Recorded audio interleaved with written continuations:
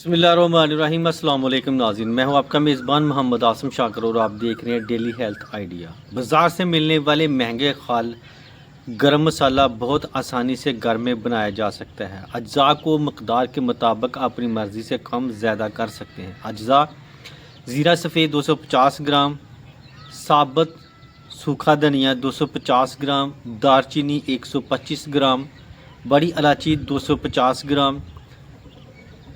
सिर्फ दाने इस्तेमाल करें, छिलका यखनी या पुलाव में इस्तेमाल करें। साबुत काली मिर्च 125 ग्राम, साबुत सफ़ेद मिर्च 100 ग्राम, लौंग 125 ग्राम, अजवाइन देसी 2 खाने के चम्मच, बादियान के फूल 8 अदद, छोटी इलायची 75 ग्राम, सौंफ 50 ग्राम, जायफल 3 अदद मोटे पीस लें।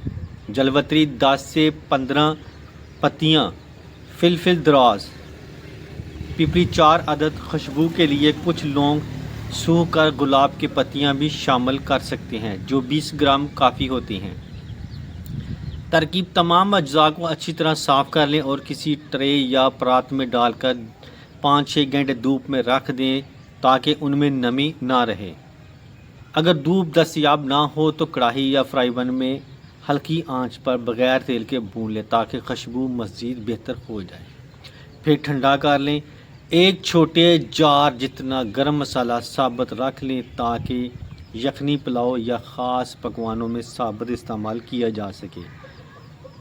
बाकी तमाम अज्जा को ग्राइंड में थोड़ा थोड़ा करके पीस लें। अगर ज़्यादा मकदार बना रहे हैं तो किसी भरोसेमंद मसाला चक्की से पिसवा लें। पिसे हुए गरम मसाले को किसी एयर टाइट जार में महफूज कर लें ताकि उसकी खुशबू और जायका बरकरार रहे। तो इसके साथ ही मैं अब इजाज़त चाहता हूँ। दुआ में याद रखना और अपना ख़ास ख्याल रखना। अस्सलाम वालेकुम।